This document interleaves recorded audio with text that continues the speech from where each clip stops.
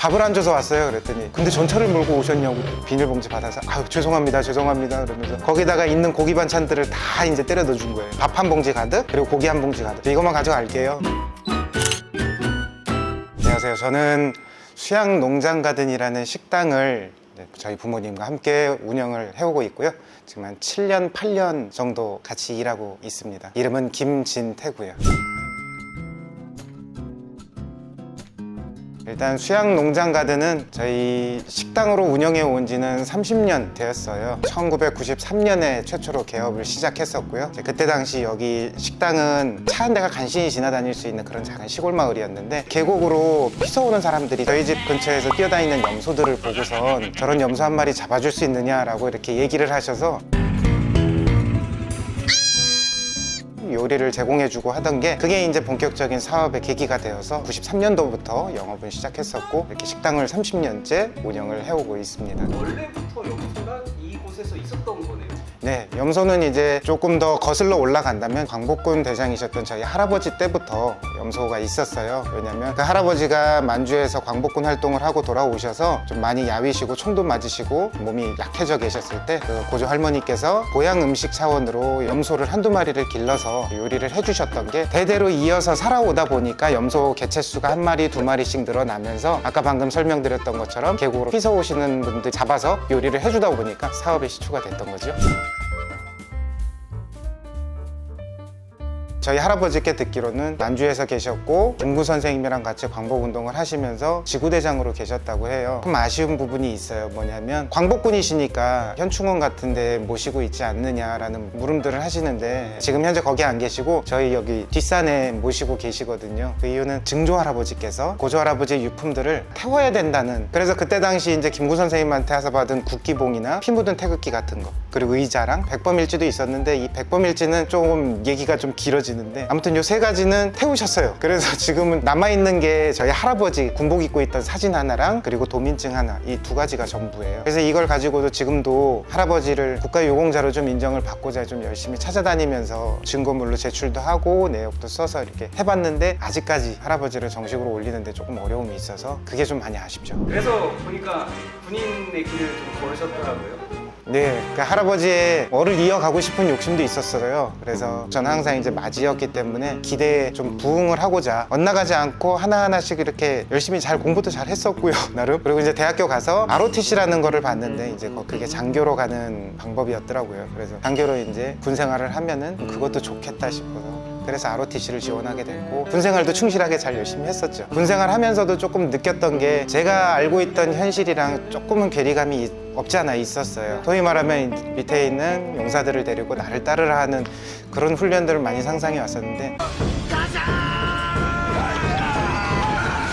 생각보다 많지 않았고요. 아무튼 현실과 좀 동떨어진 괴리감이 있어서 그래서 좀 전역을 하게 되었죠. 군 복무 시절 좀 재밌었던 이야기가 있다. 제가 옛날에 이제 지원 배속 훈련을 간 적이 있어요. 제가 전차대대에 있었는데 식사 시간이 됐는데 밥차가 와야 되는데 밥차가 안 오는 거예요. 한 10분, 20분 기다리는데도 밥이 안 오니까 다들 짜증이 나죠. 날은 더운데 하필이면 또 그때 무전조차도 잘 안 돼요. 산이라서요. 근데 취사반이 어디 있는지는 알고 있었거든요. 그래서 저희 부소대장이랑 같이 저 조종석에 탑승해라.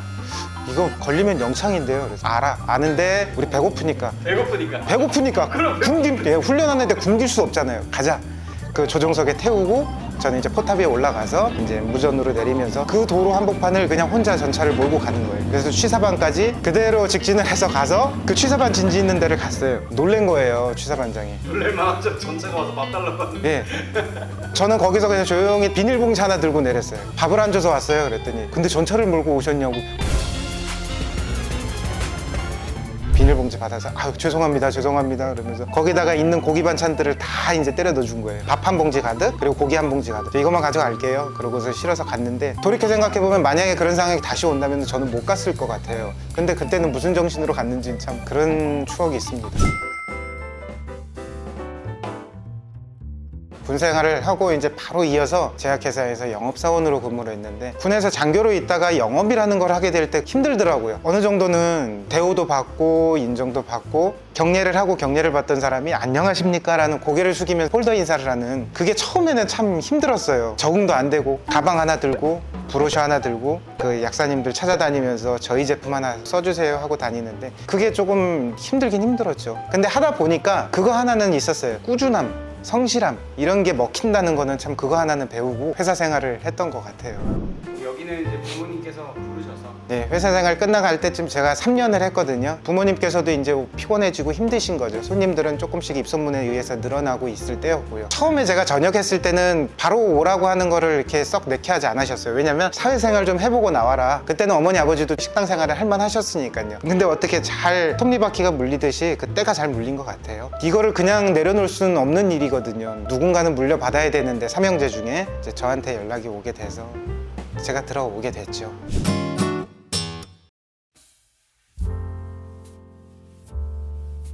일단은 부모님이랑 같이 일을 해야 되는 거니까 갈등이 없지 않아 있었겠죠. 근데 제가 하나하나씩 바꿔나가는 거에 대해서 부모님이 전폭적으로 지원도 해주고 지지는 해줬지만, 일하는 스타일에 대해서는 좀 부정적인 면이 많이 있으셨던 것 같아요. 왜냐면 제 성격이 좀 느긋하거든요. 뭔가 일을 하려면 한꺼번에 좀 몰아서 하는 성향이. 근데 저희 어머니 같은 경우는 일 하나가 딱 보이면 그거를 바로 해결을 해서 끝을 내셔야지 마음이 편하시고 속이 편하신 거예요. 그런 부분에서 마찰을 너무 많이 일으켜서 초반에는 일적인 면에 있어서는 인정을 안 해주시는 거예요. 그리고 갈등이 좀 극에 치달았을 때는 참다가 결국은 터졌죠. 그냥 자리를 박차고 나왔어요. 나왔는데 근데 갈 데가 없는 거예요. 찜질방을 갔어요. 찜질방 2층에 거기 수면실이 있는데 엎드렸는데, 이제 아버지한테 전화가 불이 나게 계속 오는 거예요. 안 받고선 1시간을 있었는데, 생각해보니까 여기서 같이 부모님이랑 좀 으쌰으쌰해서 성공해 보려고 나왔는데 라고 생각을 하다 보니까 1시간 지나니까 좀 마음이 가라앉아지면서, 어차피 부모님 밑에서 배우는 거 부모님을 나한테 맞추려고 하면은 그거는 아니지 않느냐라는 생각이 들어서, 그래서 다시 와서 죄송하다고 그랬죠.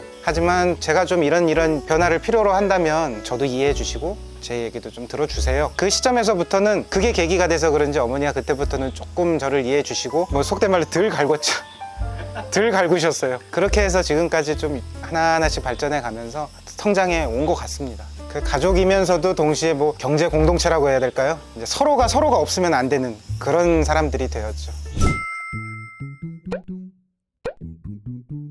약간 자화자찬이긴 한데, 저 오면서 많이 바뀌었어요. 많이 바뀌게 될 수밖에 없었던 첫 번째 이유는, 제가 좀 변화를 주고 싶었던 거에 대해서 부모님께서 다 오픈마인드셔서 한 20년, 30년 세월을 똑같이 식당 운영을 해오신 부모님이시라면, 그것도 아무리 자식이어도 습관 행동들을 이렇게 바꾸기는 쉽지 않거든요. 저를 전적으로 믿어주신 게 일단은 큰 거예요. 그래서 메뉴판부터 하나씩 바꿔나가기 시작했어요. 제일 먼저 이제 메뉴에 사진들이 없었고 그냥 가격만 적혀 있었고요. 심지어 뭐 흑염소 진액이라고 효과 100%라고 써놓은 거예요.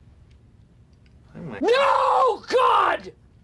제약회사 생활을 했으니까 효과, 효능 이런 단어에 되게 민감하잖아요. 일단 당장 메뉴판부터 바꾸시죠. 그래서 메뉴 사진들 하나씩 넣고, 그리고 사진의 메뉴 밑에다가 설명 같은 거 하나씩 넣어놓고, 그 100%라는 말 빼버리고요. 그리고 SNS 쪽에 관심이 제가 되게 많았어요. 블로그를 하면서 재미를 붙이면서 조금씩 하다 보니까 제가 포스팅하는 것 중에 이제 흑염소 진액 관련된 포스팅을 자주 써왔는데, 그걸로 인해서 전화 주문이 자꾸 들어오는 거예요. 문의가 들어오는 거예요. 그때부터 SNS의 매력을 느껴서 이제 인스타그램도 하게 되고, 또 유튜브도 본격적으로 조금씩 하게 됐고요. 그러면서 SNS로 고객이랑 소통 많이 하면서 손님들이 유입량이 좀 많이 늘기도 했습니다. 부모님께서 하셨던 때보다 네. 수익도 많이.